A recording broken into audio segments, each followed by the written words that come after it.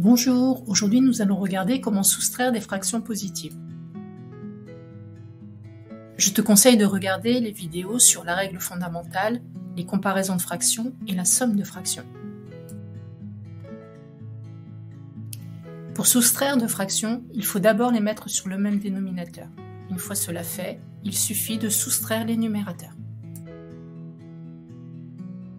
Cela revient en effet à partager les deux quantités dans un même nombre de parts égales et de retirer les parts prises dans la seconde fraction à celles prises dans la première. Comme tu peux le voir sur la figure, nous avons tracé deux barres de même longueur. La première barre a été partagée en 9 parts égales, 8 d'entre elles ont été coloriées en violet, soit les 8/9 de la barre.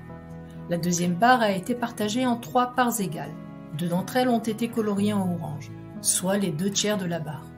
Tu remarqueras que les 2/3 de la barre correspondent aux 6/9 de la barre. Si nous soustrayons les 2/3 au 8/9, nous obtenons 2/9 de barre. Nous avons bien mis les deux fractions sur le même dénominateur et soustrait les numérateurs. En langage mathématique, nous écrirons que pour tout nombre a, b et c, c différent de 0, a supérieur à b, a sur c moins b sur c est égal à a moins b, le tout sur c. Nous allons retrouver les mêmes cas rencontrés que ceux dans la vidéo que je te conseille de regarder sur la comparaison de fractions. Rédigeons maintenant la soustraction de 8/9 moins 2/3. 9 étant multiple de 3, nous allons multiplier le numérateur et le dénominateur de la fraction 2/3 par 3. Nous obtenons 8 moins 6 le tout sur 9, qui est égal à 2/9. Calculons maintenant 13/4 moins 1.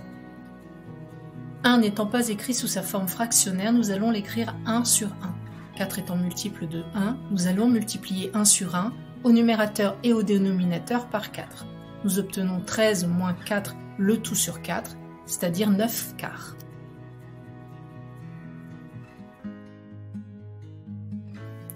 Calculons maintenant 3/4 moins 5/7. 4 et 7 n'ayant rien en commun, nous allons multiplier le numérateur et le dénominateur de 3/4 par 7 et le numérateur et le dénominateur de 5/7 par 4. Nous obtenons 21 moins 20 le tout sur 28, c'est-à-dire 1 sur 28. Dans une autre vidéo, nous verrons ce qu'il se passe pour les fractions relatives, mais c'est au programme de 4e. Au revoir et n'oublie pas que le vocabulaire est essentiel en mathématiques.